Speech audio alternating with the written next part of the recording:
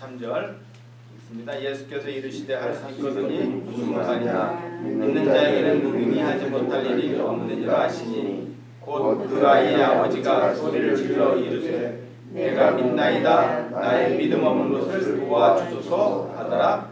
이르시되 기도 외에 다른 것으로는 이런 종류가 나갈 수 없느니라 하시니라.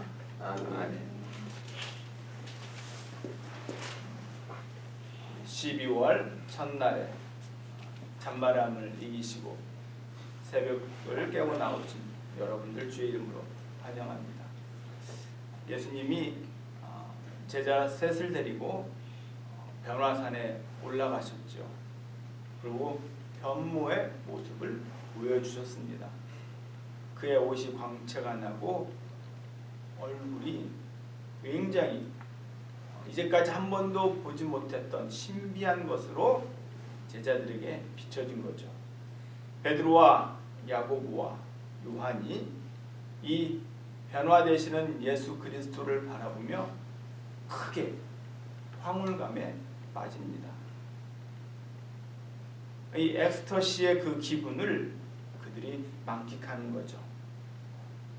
예수님이 12제자를 다 데리고 올라가지 아니하시고 3명만 구별해서 변화산에서 변모하는 자신의 모습을 보여주신 거죠. 그리고 나머지 9명의 제자들은 산 아래에 있었습니다. 예수님에 대한 소문이 많이 퍼졌어요. 수많은 사람들이 예수님을 찾으려고 얼마나 그 행방을 찾아 나섰겠습니까? 예수님이 변화산에 있을 때에 산 아래에 무슨 일이 있었냐면 귀신 들린 아들을 아버지가 데리고 옵니다. 이제까지 하나님의 능력을 체험했던 제자들이 예수의 능력을 가지고 이 귀신 들린 아들을 치료하기 위해서 열심히 애를 쓰고 있는 장면이 오늘 저와 함께 읽은 본문이에요. 3명의 제자들은 변모하신 예수님을 바라보면서 그 황홀감에 빠져있고 나머지 9명의 제자들은 산 아래에서 귀신 들린 어린 아이와 싸우고 있는 중이죠. 지금 정확하게 산이라고 하는 것이 배경이 되고 있습니다. 산 위와 산 아래에 정확히 나뉘어져 있죠. 산 위에는 누가 있습니까? 예수 그리스도와 함께한 제자들. 그리고 산 아래는 예수 없이 자신들만 있는 9명의 제자들. 확연하게 이렇게 나누어 보이는데 큰 차이는 예수님이 계실 때와 예수님이 계시지 않을 때와 확연하게 구별이 된다라고 하는 것이에요. 예수님이 계신 곳에서는 황홀함과 한 번도 보지 못했던 그 신비스러운 그 경험을 하고 있는 반면에 예수님이 계시지 않는 곳에서는 어떤 조급함과 그리고 자신들을 의지하는 그런 마음을 지금 대비해서 보여주고 있는 것이 이 마가복음 9장의 주 핵심입니다. 다시 말해 예수님이 함께 하시면 문제가 해결이 되었는데 예수님이 함께 하지 아니하시니까 산 아래에서 문제가 해결되지 않은 것이죠. 이 한 달을 우리가 마감하면서 예수님과 함께함으로 모든 문제를 해결받을 수 있는 저와 여러분의 삶이 되기를 주의 이름으로 축원합니다. 자, 우리는요 건강에 신경을 쓰고 재물에 신경을 쓰고 사람들과의 관계를 쓰다 보면 예수님을 잊을 때가 많습니다.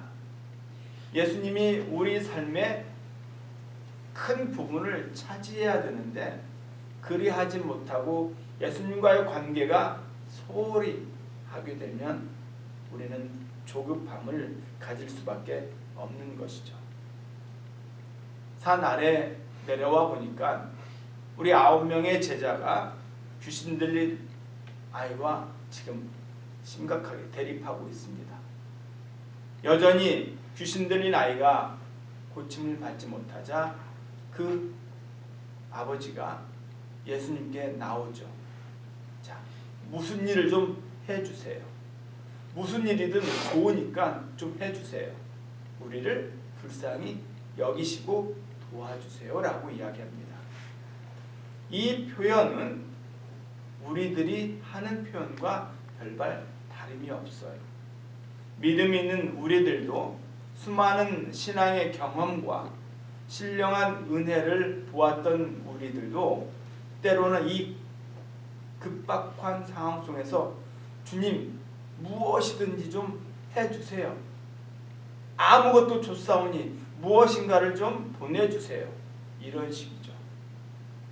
예수님이 그때 이 아버지에게 책망하시죠. 야단을 칩니다. 할 수 있거든이 무슨 말이냐. 믿는 자에게 능치 못할 일이 없다라고 이야기하시는 거죠. 즉 먼저 믿음을 깨우쳐 주시는 겁니다. 왜 예수님께서 아버지에게 이렇게 책망을 하셨을까요? 우리가 예수님을 구주로 믿고 예수님이 모든 것을 다스리시고 책임지시는 분이심을 알매도 불구하고 우리가 미처 예기치 못한 상황과 일들을 만날 때에 우리는 자연스럽게 이런 식으로 예수님께 고할 때가 많다라고 하는 것이죠. 예수님이 이 땅에 오신 많은 목적이 있지만 그 중에서도 중요한 것은 마귀를 멸하려고 이 땅에 오신 겁니다. 마귀가 누굽니까? 마귀는 사탄의 그런 수하들이죠. 그 사탄의 수하에 놀고 있는 그 마귀들을 이 땅에서 다 제하시기 위해서 철퇴를 가지고 그 머리를 부수기 위해서 이 땅에 오신 분이라는 거죠. 그렇다면 마귀의 수하에 놓여 있는 우리의 수많은 근심 걱정 것들을 깨트리기 위해서 이 땅에 오신 분이십니다. 그렇다면 우리는 그분에게 주님 무엇이라도 좋으니 해주세요 라는 그런 기도가 아니라 주님이 우리와 함께 하시면 모든 것을 능히 이길 수 있습니다.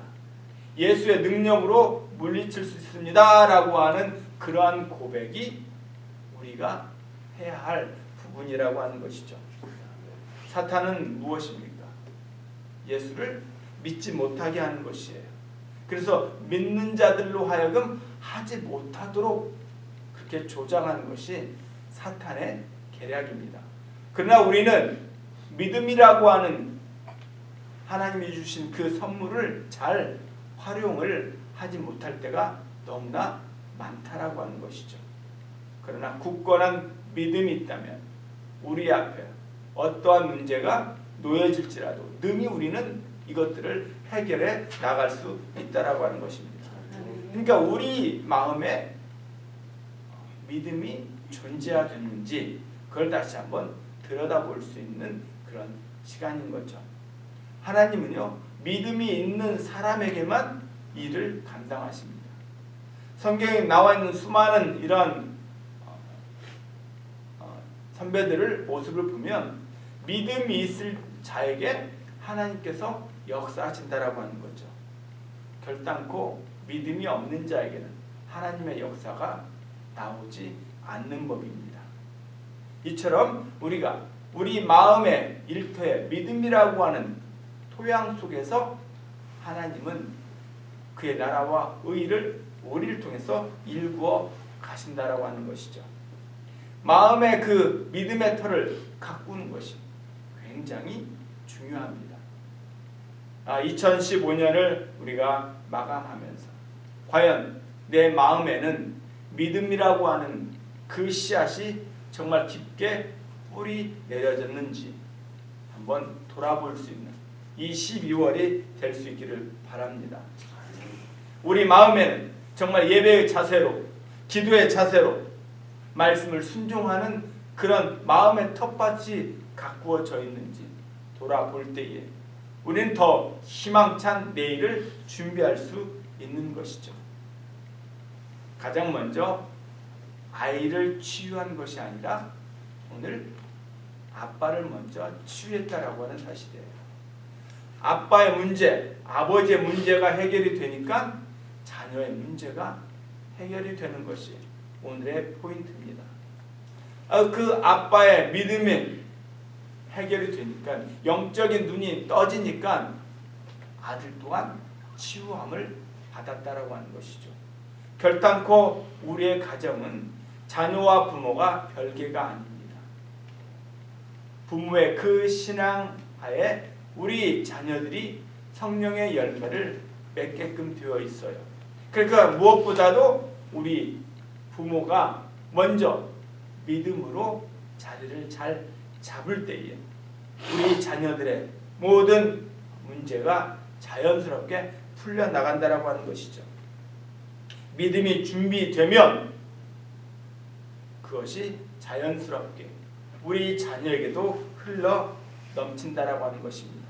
그리고 그 가정의 분위기가 하나님의 손에 의해서 들려지게 되고 상한 마음이 치유되고 회복되는 역사가 일어나는 것이죠. 생수의 강이 흘러넘치는 가정이 될 줄로 믿습니다. 아멘. 예수님이 변화산에서 베드로의 그 제한을 다 물리치시고 서둘러서 내려옵니다. 그 황홀감에 계속 있었으면 좋겠습니다라고 베드로가 이야기했지만 주님은 서둘러서 산 아래로 내려가셨어요. 우리는 산 위에서 황홀감에 머물기보다는 서둘러서 산 아래에 내려가야 합니다. 우리에게 주신 그 믿음을 산 아래에 있는 사람들에게 보여주어야 돼요. 하나님이 우리에게 허락하셨던 그 믿음을 저들에게도 전해주고 저들과 함께 공유해야 합니다. 그래서 우리는 이 산 아래에 있는 사람들과 함께 어울리며 그들 또한 하나님의 귀한 피조물임을 느끼게 해주는 것이죠. 오늘 산 아래에 내려와서 예수님께서 아버지의 믿음을 해결해 주시고 아들까지 치유해 주셨습니다. 이것은 산 아래에 내려왔을 때 가능한 제자들에게 당부하신 또 다른 이야기라고 하는 것이죠. 우리 모두는 지금 산 아래에 내려와 있습니다. 우리에게 주어진 그 믿음을 가지고 우리 가정의 문제가 해결이 되고 자녀들이 건강할 때에 그 영향은 이 땅과 이 사회에 크게 미칠 것입니다. 이 12월 믿음을 저들에게 보이시고 우리가 해결되었던 수많은 일들을 저들에게도 증거하며 저들과 함께 이 12월 신앙의 회복이 있고 아픔이 치유되고 건강한 내일을 준비할 수 있는 그런 도구로 우리가 쓰임받도록 기도하며 나아가길 주의 이름으로 축원합니다. 아멘.